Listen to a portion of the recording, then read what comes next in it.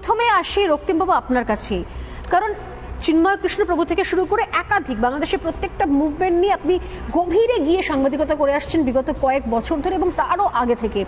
কারণ যে রুট আপনি নিজেই একসময় বলেছেন যে ওটা আমার ছেড়ে আসার জায়গা, আমার আগের ছেড়ে আসার দেশ।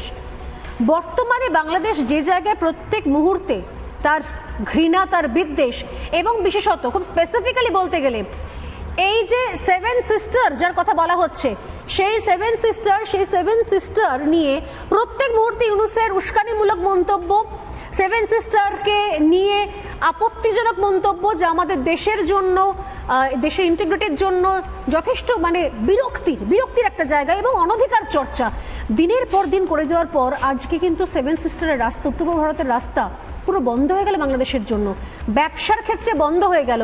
কত বড় ধাক্কাটা বাংলাদেশের অর্থনীতির ক্ষেত্রে, আমি এটা আগে জানতে চাইব।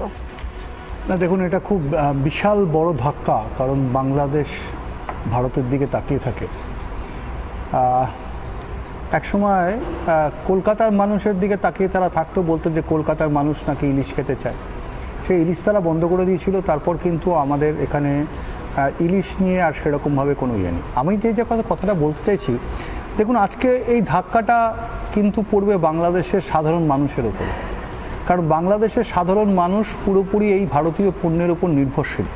সেই পণ্যের দাম অনেক বেড়ে যাবে, যার ফলে সেখানকার মানুষ আরও গরিব থেকে আরও গরিব হবে। কিন্তু কাদের জন্য, কার পাপে তারা আজকে এই দুঃখ কষ্টের মধ্যে পড়লেন? সবচেয়ে বড় কথা হচ্ছে যে আমরা গত 5ই আগস্টের পর থেকে এই আজকের দিন পর্যন্ত যে সোশ্যাল মিডিয়ায় লেখা দেখছি বা যা কিছু দেখছি, সেটা বাংলাদেশের কি 100% মানুষের বক্তব্য? একদমই নয়। সেই বক্তব্যটা হচ্ছে বাংলাদেশকে যারা এখন দখল করেছেন, সেই জেহাদি গোষ্ঠী বা সেই ধরনের যারা গোষ্ঠী, যারা ভারত বিদ্বেষী গোষ্ঠী, তাদের বক্তব্য। তাদের পাপের কারণে আজকে বাংলাদেশের সাধারণ মানুষ ভুক্তভোগী হলেন। এটা খুব দুঃখজনক। কারণ তারা, এটা দুঃখজনক না যে যাদের পাপের কথা আপনি বলছেন তারা তো নিজেরাই হচ্ছে অন্যায়ভাবে ক্ষমতা দখল করে বসে রয়েছে, নির্বাচিত নন তারা। এটা অনির্বাচিত সরকার, যারা এখনো পর্যন্ত ভোটটা দিতে পারছেন না, যারা এখন ভোট করাচ্ছেন না, পরবর্তী সরকার যদি বাই চান্স অন্য কেউ চলে আসে বা বিএনপি চলে আসে, এই ভয়তে ভোট করাচ্ছে না। তারা টালবাহানা করছেন।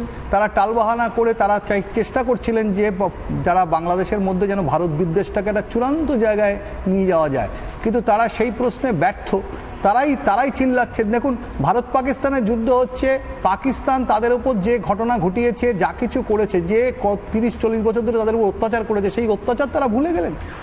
তারা ভুলে গিয়ে তারা পাকিস্তান থেকে পারমাণবিক অস্ত্র নিয়ে আসবেন এসব কথা বলছেন। তারা সেভেন সিস্টার দখলের কথা বলছেন। কে একজন প্রাক্তন আর্মি, তিনি কাঁপতে কাঁপতে বলতে শুরু করে দিলেন 4 দিনের মধ্যে কলকাতা দখল।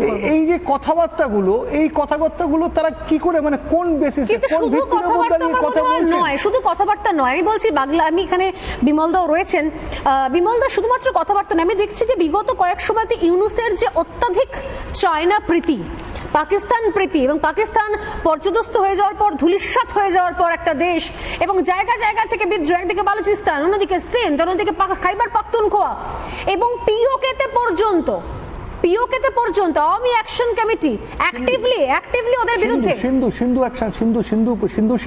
সিন্ধু সেনা সবাই মিলে যেভাবে কোথাও তাদের সরাসরি তারা বিদ্রোহে নেমে পড়েছে, সেই জায়গা থেকে দাঁড়িয়ে তারপর আমরা দেখছি যে মোহাম্মদ ইউনূসের একটা সম্পূর্ণ মানে দায়িত্ব জ্ঞানহীন মন্তব্য একের পর এক। শুধু তাই নয়, সূত্রের খবর আসছে যে বাংলাদেশের এমন কিছু প্রান্ত যেগুলো একদমই আমাদের সেভেন সিস্টারে যাওয়ার পথ, বা আমরা বলি কি চিকেন স্নেক সংলগ্ন বা তার আশপাশে বাংলাদেশের যে অংশ, সেখানে নাকি এমনকি চায়নাকে আমন্ত্রণ জানানো হচ্ছে সেখানে এয়ারবেস বানানোর জন্য, সেই খবরও পর্যন্ত আমরা পাচ্ছি। অতএব কতদূর এগিয়ে নিজের দেশে ভোট করানো নয়, শান্তি নয়, ব্যবসা নয়, শিক্ষা নয়, শুধুমাত্র একটা ষড়যন্ত্র ভারতের প্রতিবেশী দেশ হিসেবে এই ব্যবস্থায় নিষেধাজ্ঞা, এটা কি হওয়ারই ছিল, অবধারিত ছিল?